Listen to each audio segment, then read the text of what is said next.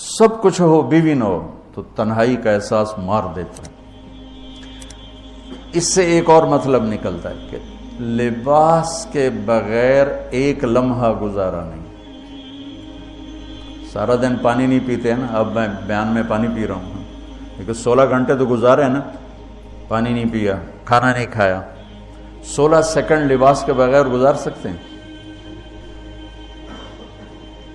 بولو۔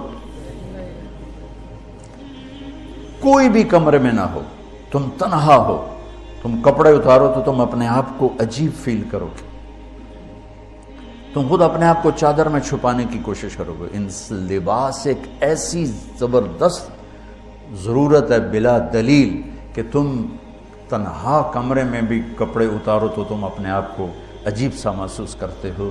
اس سے پتہ چلا کہ بیوی کے بغیر کوئی زندگی نہیں ہے اور خامد کے بغیر عورت کی کوئی زندگی نہیں ہے۔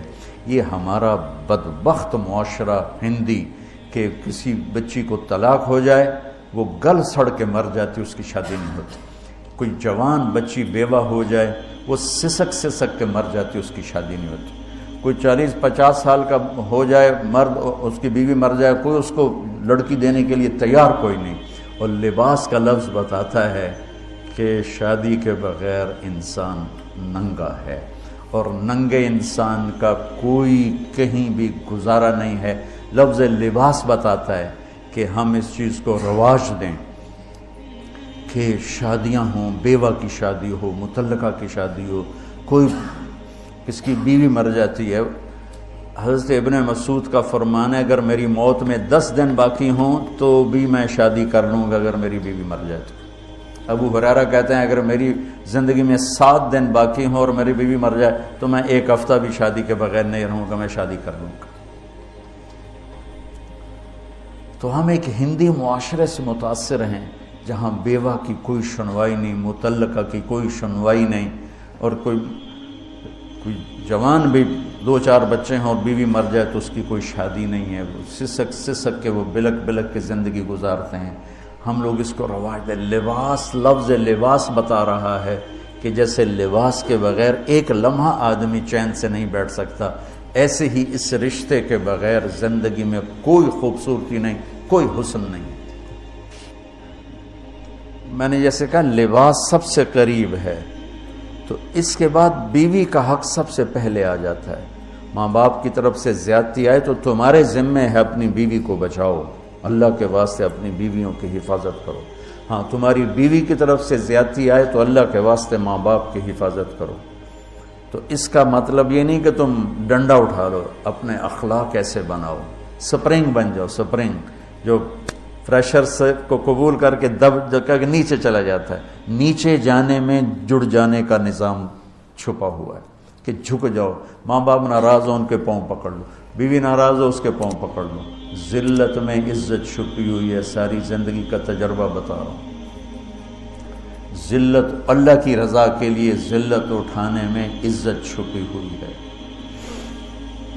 ہن لباس لکم، کتنا ہی مجھے غصہ چڑھا ہو میں اپنے کپڑے پھاڑوں گا، مجھے غصہ آ گیا میں نے اپنے کرتے پھاڑنے جو کسی یہ پاگل تو کرے گا، سمجھدار دوے دا کرتا پاڑے گا، اپنا نہیں پاڑے گا۔ اب مجھے بیوی پہ غصہ چڑھ گیا تو میرا لباس ہے، اس کو تار تار کر دوں، گالیاں دوں، تھپڑ ماروں، تو ایسا ہی جیسے میں اپنے کرتے کو پھاڑ رہا اور اپنے کرتے کو تار تار کر رہا۔ بیوی کو غصہ چڑھے تو وہ اپنے کپڑے پھاڑتی ہے۔ کپڑوں کے لیے کتنے حفاظتی نظام ہیں، الماریاں بنی ہوئی ہیں اور ہینگر بنے ہوئے ہیں، کریز خراب نہ ہو۔ میں جب پڑھتا تھا نا لاہور تو اسکول میں یا کالج کا میں سب سے خوش لباس لڑکا کہلاتا تھا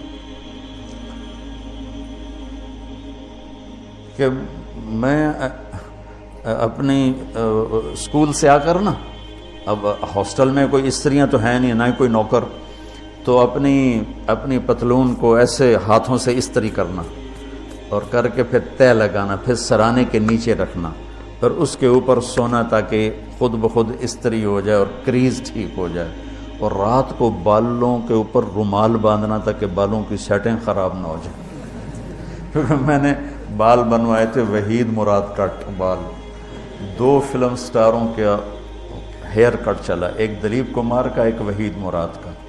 تو عام جو تھے نا بال کاٹنے والے، وہ 8 آنے لے کے بال کاٹ دیتے تھے۔ وحید مراد کٹ کے لیے 5 روپے لگتے تھے۔ 5 روپے اس زمانے میں بہت بڑی دولت تھی، جب ڈالر 1 روپے کا تھا۔ $5 کتنے ہو گئے جی؟ 500 سے اوپر ہے۔ تو یوں سمجھو کہ وہ 5 روپے دے کر وحید مراد کٹ بنتا تھا۔ تو پھر میں وہ اوپر رومال باندھتا تھا کہ سوتے ہوئے میرے بالوں کا ہیئر سٹائل خراب نہ ہو جائے۔ ایک چھوٹا سا بچہ ہے لیکن اپنے لباس کو کیسے حفاظت کر رہا ہے، کریز ٹھیک کر رہا ہے، سرانے کے نیچے رکھ رہا ہے اور اس کو صاف ستھرا رکھ رہا ہے۔ ہم کھاتے ہوئے کیا کرتے ہیں، آگے اگر کپڑے نئے پہنے ہوں تو آستینیں چڑھا لیتے ہیں کہ کہیں کوئی شوربہ کچھ سالن ادھر نہ لگ جائے، ادھر نہ لگ جائے۔ میں جب بھی بیٹھتا ہوں تو میری بیوی کہتی ہے آستینیں چڑھاؤ، آستینیں چڑھاؤ، لگ نہ جائے۔ اور آگے ہم کیا کرتے ہیں، تولیہ رکھتے ہیں، نیپکن رکھتے ہیں، رومال رکھتے ہیں۔ بڑے بڑے ہوٹلوں میں جاؤ تو پہلے وہ ساتھ رکھا ہوتا ہے کہ کوئی کھانے کا ذرہ گرے، سالن کا کوئی قطرہ گرے تو آپ کے کپڑے خراب نہ ہوں۔ ہم کیچڑ میں جا رہے ہوں تو ہم اپنے پاؤں گندے کر لیتے ہیں، کپڑے گندے نہیں ہونے دیتے۔ اپنے شلوار اوپر کر لیتے ہیں، پتلون اوپر کر لیتے ہیں، پاجامہ اوپر کر لیتے ہیں۔ تو جب کہیں سے کوئی آنے لگے ایسی ناگواریاں تو اپنے اوپر لے لو، بیوی پہ نہ آنے دو۔ ہم کپڑا بچاتے ہیں یا پاؤں بچاتے ہیں؟ کپڑا بچاتے ہیں، شلوار اوپر ٹانگ لیتے ہیں، کرتے کو یوں سمیٹ لیتے ہیں۔ تو جتنا کیچڑ ہے حالات کا، واقعات کا، اخلاق کا، وہ کیچڑ اپنے اوپر لے لو، بیوی کو بچا لو۔ اور بیوی کیا کرے، وہ جتنا کیچڑ ہے حالات کا، واقعات کا، ناگواریوں کا، اپنے اوپر لے لے، خامد کو بچا لے۔ لباس کا اور کیا کام ہے، یواری سواتکم، یہ تمہارے عیب چھپاتا ہے۔ تو میرا کام کیا ہے، میں بیوی کی کمیاں چھپاؤں، ڈھنڈورا نہ پیٹوں۔ بیوی کا کام کیا ہے، خامد کی کمیاں چھپائے، ڈھنڈورا نہ پیٹے۔ دوسرا کام کیا ہے لباس کا، وریشہ، لباس مجھے خوبصورت بناتا ہے۔ یہ ایک واحد رشتہ ہے جو زندگی کو خوبصورت بناتا ہے۔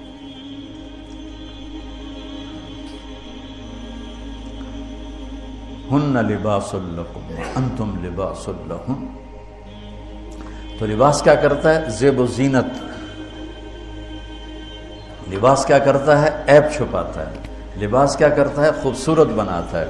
تو اس رشتے کو خوبصورت بنانا ہے، بیوی خامند کے لیے، خامند بیوی کے لیے۔ کس طرح یہ رشتہ خوبصورت بنے گا، اچھے اخلاق کے ساتھ، اچھے اخلاق کے ساتھ۔ اگر گھر والوں کے اخلاق اچھے ہوں، اور بچی ساس سسر کو ماں باپ بنا لے، ساس سسر بچی کو ماں باپ بنا لے، خامند بیوی کو ہتھیلی کا چھالا بنا لے، بیوی خامند کو ہتھیلی کا چھالا بنا لے۔ میں قربان جاؤں اپنے نبی پر، ساری کائنات کو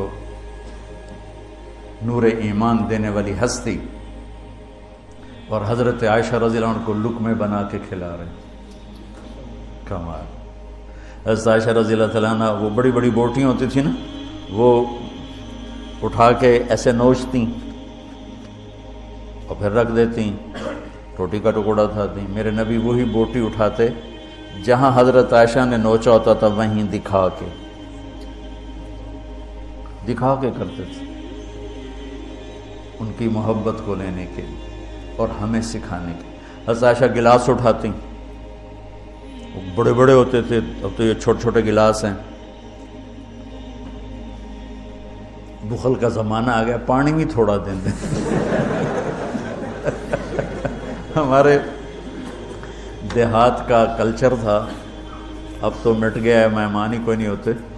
جب کچی سڑکیں ہوتی تھیں اور ذرائع نہیں تھے تو بہت سے مسافر ہمارے ڈیروں میں آ کے رات گزارتے تھے، ہماری پہچان والے نہیں، اجنبی راہگیر، اور کوئی پہچان والے بھی، لیکن جو بھی تھے، کوئی اپنے ہیں، پہچان والے ہیں، دوست ہیں، مسافر راہگیر ہیں، ان کو رات کو کھانے کے بعد دودھ پلانا یہ ہماری تہذیب تھی کہ جتنے بھی ہیں دیرے میں 15 ہیں 20 ہیں 1 ہے، جاؤ بھائی روٹی کھا لی ہم دودھ پیواؤ سارے ہیں۔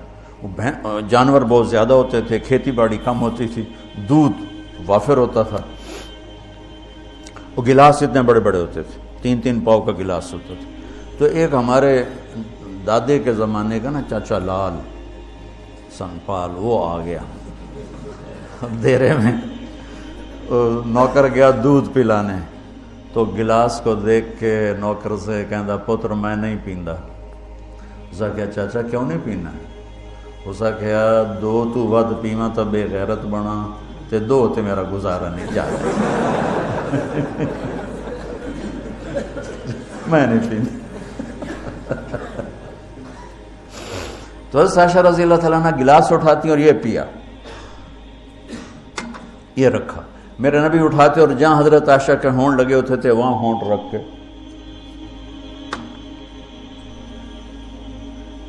یہ زندگی سکھائی ہے۔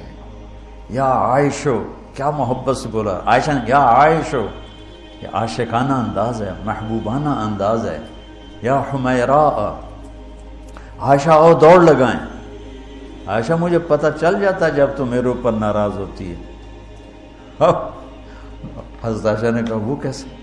کہ جب تو میرے اوپر ناراض ہوتی ہے نا تو یہ نہیں کہتی مجھے رب محمد کی قسم، تو کہتی مجھے رب ابراہیم کی قسم۔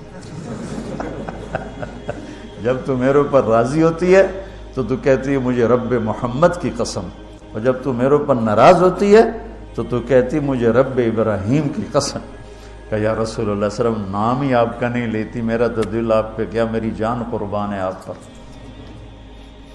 عرب کے ماحول میں اظہار عشق عیب تھا بیوی سے، ہاں معشوق سے اظہار عشق ساری شاعری بھری پڑی، تم نے شعراء جاہلیت پڑھو یا بعد کو پڑھو، بھری پڑی۔ وَهَلْ تَبْكِينَ لَيْلَا إِذَا مِتُّ قَبْلَهَا وَقَامَ عَلَى قَبْرِ النِّسَاءُ النَّوَائِحُ لَيْلَا كَمَا لَوْ أَصَابَ الْمَوْتُ لَيْلَا بَكَيْتُهَا وَجَادَ لَهَا دَمْعًا مِنَ الْعَيْنِ صَافِحُ وَأَغْبِطُ مِنْ لَيْلَا بِمَا لَا أَنَالُهُ بَلَا كُلُّ مَا قَرَّتْ بِهِ الْعَيْنُ طَائِعُ وَلَوْ أَنَّ لَيْلَا، دیکھو لیلہ لیلہ لیلہ 4 شعر ہیں، لیلہ ہر شعر میں لیلہ۔ وَلَوْ أَنَّ لَيْلَ الْأُخَيْلِيَّةَ سَلَّمَتْ عَلَيَّ بَدُونِ جَنْدَلٌ وَصَفَائِحُ لَسَلَّمْتُ تَسْلِيمَ الْبَشَاشَةَ أَوْ زَقَى إِلَيْهَا صَدًا مِنْ جَانِبِ الْقَبْرِ سَائِحُ۔ وہ بڑے زور شور سے لیلہ لیلہ لیلہ اپنے اشعار میں کہہ رہا ہے، لیکن بیوی سے اظہار عشق عیب، موت، اس ماحول میں جس میں بیوی سے اظہار عشق ایک عیب تھا اور معشوق سے اظہار عشق شاعری بھری پڑی۔ ترکت ہوا لیلا وسعد بمعزل، کیا کیا خوبصورت شاعری ہے۔ بے اب الشموس الجانحات غواربا،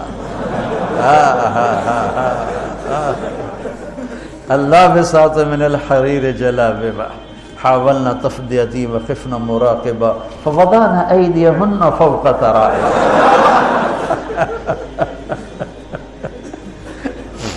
عرب کی شاعری بھری پڑی ہے عشق و معشوقی سے۔ اس ماحول میں میرے نبی سے ایک شخص کہتا ہے یا رسول اللہ من احب الناس الیک، آپ کو سب سے زیادہ کس سے پیار ہے؟ بھری محفل ہے، مسجد الگ نہیں یوں کر کے پوچھ رہا ہو، بھری محفل میں آپ سب سے زیادہ کس سے پیار کرتے ہیں؟ تو آپ نے زور سے کہا عائشہ سے۔ اللہ اکبر اللہ اکبر، ہائے ہائے ہائے، وہ تو ہل گئے، کہنے لگے، ان کی تو سمجھ میں نہیں آئی بات، تو انہوں نے کہا یا رسول اللہ میرا مطلب ہے مردوں میں آپ کس سے زیادہ پیار کرتے؟ تو آپ کو اندازہ ہو گیا بھائی کیوں یہ پوچھ رہا، اس کو ہضم نہیں ہوا جواب، تو آپ نے کہنا تھا ابو بکر سے، تو آپ نے فرمایا مردوں میں عائشہ کے عباس، ابوہا عائشہ کے عباس۔ کیا زندگی سکھائی، ہن لباس لکم وانتم لباس لہن، یہ تمہارا لباس ہیں، تمہیں کتنا ہی غصہ چڑھے لباس تو نہیں پھاڑو گے. تمہیں غصہ چڑھے بیوی کو بے عزت نہ کرو. بیوی کو غصہ چڑھے تو کرتا پھاڑے گی, اپنا دوپٹے کو آگ میں ڈالے گی, نہیں, اس کو بچائے گی. صرف پاگل یہ کام کرتا ہے. اسی ایک لفظ لباس کے اندر زندگی گزارنے کا پورا طریقہ موجود ہے.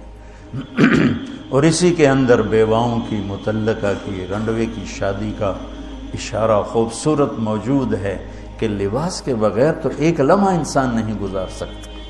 اس کو رواج دینا یہ ہماری ذمہ ہے, اور اپنے نبی کی معاشرت کو بتانا یہ ہماری ذمہ ہے. تو ان مسائل میں پڑ گئے جن کا نہ جنت سے تعلق ہے نہ جہنم سے تعلق ہے. الٹا وہ مسائل جس میں زیادہ اختلاف ہے اس میں زیادہ بولنا, زیادہ تقریریں کرنا, اس چیز نے ہمیں اپنی منزل سے بہت دور کر دیا. ہم کھو گئے ہیں, کہیں اور چلے گئے ہیں. تو اس عرب کے ماحول میں میرے نبی نے لباس بنا کے دکھایا.